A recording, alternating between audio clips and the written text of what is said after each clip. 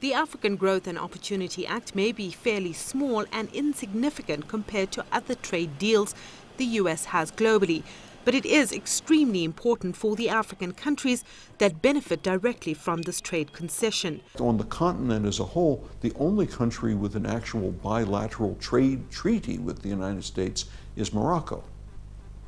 Everything else is covered by either AGOA or it falls into the more general circumstances of the WTO.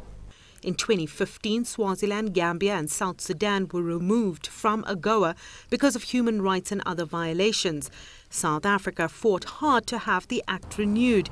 It gave in to US demands and accepted chicken exports from America, even though the poultry products didn't meet local health standards.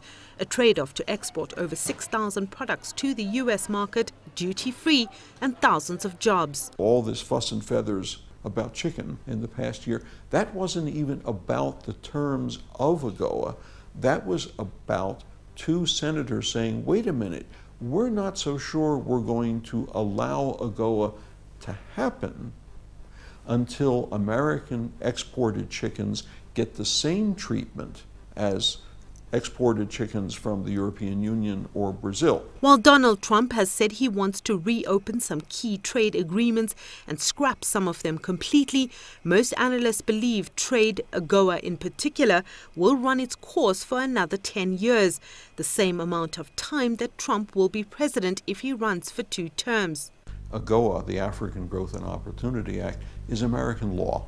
It's not a trade negotiation and it wasn't a treaty.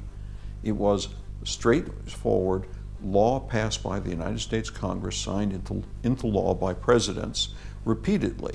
So it's now on what is presumably its last iteration, but it's a 10-year run still. The question now is, how will future trade with the US develop? Trade negotiations for bilateral or multilateral trade deals with Africa, between Africa and the United States, should be beginning soon to achieve the necessary negotiations to reach a successful conclusion a decade in the future. South Africa currently has a trade surplus with the US. Trade in 2015 totaled an estimated $17.5 billion. US exports were $8.4 billion, while imports from South Africa was worth over $9 billion. Sumitra Nydoo, CGTN, Johannesburg, South Africa.